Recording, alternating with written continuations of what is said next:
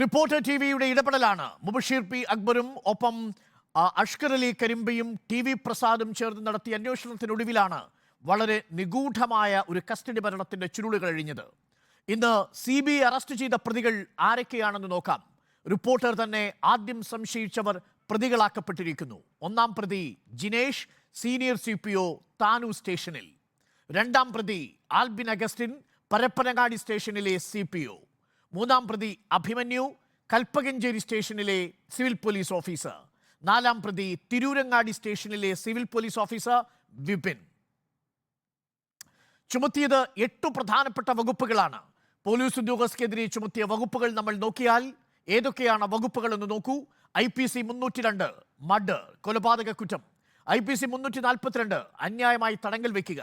IPC 346 രഹസ്യമായി അന്യായമായി തടങ്കൽ വയ്ക്കൽ. IPC 348 ഭയപ്പെടുത്തി കുറ്റം സമ്മതിപ്പിക്കുന്നതിന് വേണ്ടി തടഞ്ഞു വയ്ക്കുക. IPC 330 ഭയപ്പെടുത്തി മർദ്ദിച്ച് കുറ്റം സമ്മതിപ്പിക്കുക. IPC 323 ദേഹോപദ്രവം ഏൽപ്പിക്കൽ. IPC 324 ആയുധം ഉപയോഗിച്ച് മർദ്ദിച്ച് ഗുരുതര പരിക്കേൽപ്പിക്കൽ. IPC 34 സംഘം ചേർന്നുള്ള അതിക്രമം.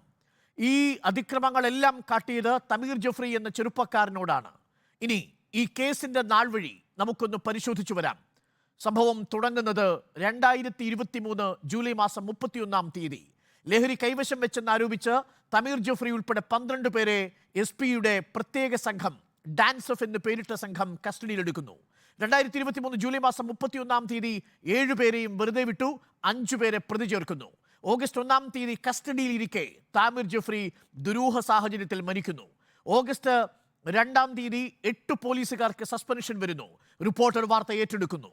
ഓഗസ്റ്റ് 8 ശരീരത്തിൽ 21 മുറിവുകൾ, പോലീസ് മർദ്ദനവും മരണകാരണമായെന്ന് പോസ്റ്റ്മോർട്ടം റിപ്പോർട്ടർ TV പുറത്തുവിടുന്നു. ഓഗസ്റ്റ് 10 അന്വേഷണം റിപ്പോർട്ടർ TVയുടെ വാർത്തയെ തുടർന്ന് CBIക്ക് വിടുന്നു. ഓഗസ്റ്റ് 13-ാം തീയതി 4 പോലീസ് ഉദ്യോഗസ്ഥരുടെ പേരിൽ കൊലക്കുറ്റം ചുമത്തുന്നു. ഓഗസ്റ്റ് 21 റിപ്പോർട്ട് തേടുന്നു മനുഷ്യാവകാശ commission.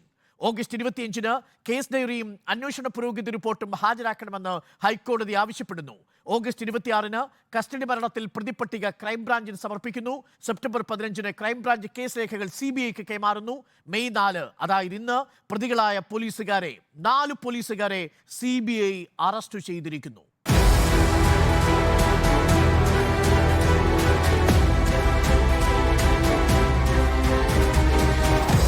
Debate with Arun Kumar.